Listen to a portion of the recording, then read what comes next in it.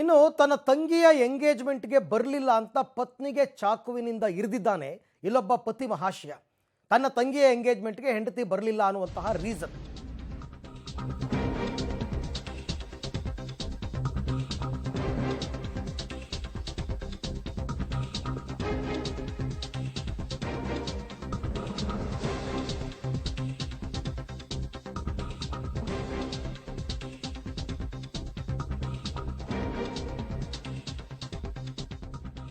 ಇದು ಕೂಡ ಒಂದು ರೀತಿ ಸಣ್ಣ ರೀಸನ್ನೇನೆ.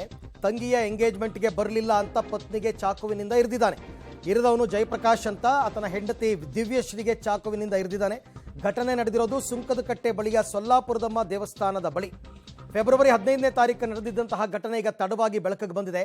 2019ರಲ್ಲಿ ಹಾಗೆ ನೋಡೋಕೆ ಹೋದರೆ ಇವರಿಬ್ಬರು ಪ್ರೀತಿಸಿ ಮದುವೆ ಆದಂಥವ್ರು, ಜಯಪ್ರಕಾಶ್ ಮತ್ತು ದಿವ್ಯಶ್ರೀ. ಪತ್ನಿ ಜೊತೆ ಪ್ರತಿದಿನ ಗಲಾಟೆ ಮಾಡ್ತಾ ಇದ್ದಂತೆ ಪತಿ ಜಯಪ್ರಕಾಶ್.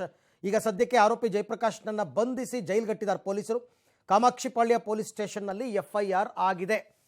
ಅಂದರೆ ಅವನು ಕುಡಿದು ಬಂದು ನಿತ್ಯ ಗಲಾಟೆ ಮಾಡ್ತಾ ಇದ್ನ ಅಥವಾ ಇನ್ನೇನಾದರೂ ಸಂಸಾರದಲ್ಲಿ ಬೇರೆ ಬೇರೆ ಸಮಸ್ಯೆಗಳಿತ್ತಾ ಗೊತ್ತಿಲ್ಲ. ಇಂಥ ಗಲಾಟೆಗಳಾಗಬೇಕಾದ್ರೆ ಒಂದು ಸಣ್ಣ ರೀಸನ್ ಸಾಕು.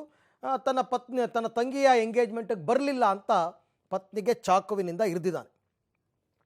ಈ ಬಗ್ಗೆ ಮತ್ತಷ್ಟು ಮಾಹಿತಿ ನನ್ನ ಕೊಲೀಗ್ ನಾಗೇಶ್ ಅವರಿಂದ ಪಡೆಯೋಣ. ನಾಗೇಶ್, ಈಗ ಮೊದಲನೇದಾಗಿ ಆಕೆಯ ಆರೋಗ್ಯ ಹೇಗಿದೆ ಅಂತ, ಎರಡನೇದು ಈಗ ಇದು ಪದೇ ಪದೇ ರಿಪೀಟ್ ಆಗ್ತಾ ಇತ್ತಾ ಈ ದಂಪತಿಗಳ ನಡುವೆ, ಹೇಗೆ?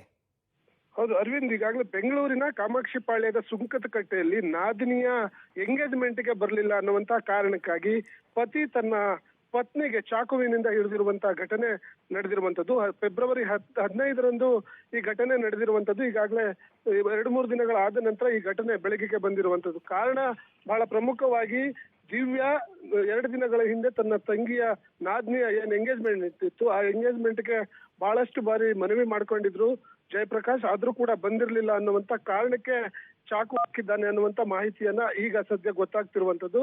ಆದ್ರೆ ಇದೇ ಕಾರಣಕ್ಕಾಗಿ ಗಂಡ ಹೆಂಡತಿಯ ವಿಚಾರವಾಗಿ ಸಾಕಷ್ಟು ಬಾರಿ ಗಲಾಟೆ ಆಗ್ತಾ ಇತ್ತು. ಕಳೆದ 2019ರಲ್ಲಿ ಇವರಿಬ್ರು ಕೂಡ ಪರಸ್ಪರ ಪ್ರೀತಿ ಮಾಡಿ ಮದುವೆ ಆಗಿದ್ರು.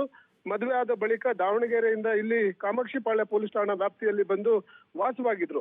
ಇತ್ತೀಚೆಗೆ ಆತನ ಹೆಂಡತಿ ದಿವ್ಯಾಶ್ರೀ ಏನಿದ್ದಾರೆ ಬೇರೊಬ್ಬರ ಜೊತೆ ನಿರಂತರವಾಗಿ ಫೋನ್ ಸಂಪರ್ಕದಲ್ಲಿ ಇರ್ತಾರೆ ಅನ್ನುವಂತ ಕಾರಣಕ್ಕಾಗಿ ಅನುಮಾನಗೊಂಡು ಜಯಪ್ರಕಾಶ್ ನಿರಂತರವಾಗಿ ಪತ್ನಿ ಜೊತೆ ಗಲಾಟೆಯನ್ನ ಮಾಡ್ತಿದ್ದ ಅನ್ನುವಂತ ವಿಚಾರವೂ ಕೂಡ ಪೊಲೀಸ್ ಕಂಪ್ಲೇಂಟ್ ಕೊಟ್ಟಿರುವ ದೂರಿನಲ್ಲಿ ಉಲ್ಲೇಖವನ್ನ ಮಾಡುತ್ತಿರುವಂತದ್ದು. ಈಗಾಗಲೇ ಘಟನೆ ಸಂಬಂಧಪಟ್ಟಂತೆ ಕಾಮಾಕ್ಷಿಪಾಳ್ಯ ಪೊಲೀಸರು ಪ್ರಕರಣವನ್ನ ದಾಖಲಿಸಿಕೊಂಡು ಜಯಪ್ರಕಾಶ್ ನನ್ನ ಬಂಧಿಸಿ ಸಂಪರ್ಕದಲ್ಲಿರಿ, ಮತ್ತೆ ನಿಮ್ಮನ್ನ ನಾನು ಸಂಪರ್ಕ ಮಾಡ್ತೀನಿ.